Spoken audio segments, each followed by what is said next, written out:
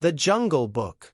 Deep in the heart of Africa, where the thick green jungle stretched farther than the eye could see, life moved with the rhythm of the wild. Towering trees wrapped in vines reached for the sky, and rivers twisted like silver snakes through the land. This was a world alive with voices, the chatter of monkeys, the cry of birds, the hiss of snakes, and the heavy footsteps of mighty beasts. Among all these creatures, there lived a boy who did not quite belong, yet belonged more deeply than anyone else. His name was Mowgli, the man-cub, the beginning of Mowgli's story. One dark night, a fierce tiger named Shere Khan prowled through the jungle. His golden eyes glowed in the shadows, and his roar sent echoes bouncing through the trees.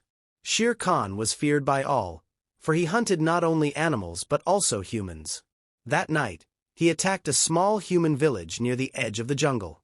In the chaos, a baby was left alone in a basket. The baby cried under the moonlight, and the sound carried into the jungle. Soon, a kind-hearted Black Panther named Bagheera heard the wail. Bagheera followed the sound until he found the helpless child. His sharp eyes softened. "This little one will not survive alone," Bagheera murmured. "He needs a family." So Bagheera carried the baby carefully in his mouth, through thickets and across streams, until he reached the cave of a wolf pack led by Akela, the wise gray wolf. When Mother Wolf saw the child, her heart melted. "He is small," she said, "but brave enough to cry out in a jungle full of danger. He shall be my son." The wolves named him Mowgli, which meant little frog, because of his bare, hairless skin. And so, a boy became part of the wolf pack. Growing up in the wild, Mowgli grew quickly among the wolves. He learned to run as fast as the cubs, climb trees like a monkey, and understand the calls of the animals. Mother Wolf taught him kindness, while Akela taught him courage. Bagheera often visited, watching over the boy with quiet affection. But the one who had the greatest influence on Mowgli was Baloo, the lazy, fun-loving bear.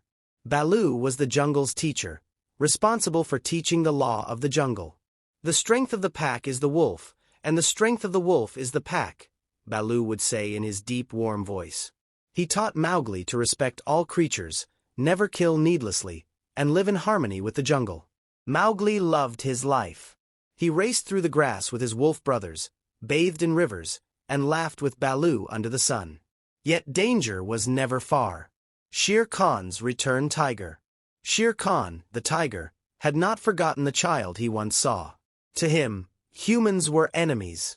He hated their fire, their weapons, their cleverness. When he discovered that a human boy was living with the wolves, his anger grew. "He is mine," Shere Khan growled. "Give the man-cub to me, or suffer my wrath." But Mother Wolf stood in front of her cave, her eyes blazing. "He is mine, Shere Khan. Go hunt your own kind. You shall not touch him." For many years, the pack protected Mowgli. But Shere Khan was patient. He prowled near the Wolf Council, whispered lies, and sowed fear. Some wolves began to question if Mowgli truly belonged. Mowgli's struggles, deciduous tree. One evening, Bagheera pulled Mowgli aside. His usually calm eyes were filled with worry. "Little brother," Bagheera said, "the day may come when the pack cannot protect you. Shere Khan is powerful, and the wolves grow restless. You must be ready to defend yourself. And one day, you may have to return to the world of men." Mowgli frowned. He had no memory of humans. "Why should I leave? The jungle is my home." Bagheera sighed. "Because Shere Khan will never rest until he sees you gone.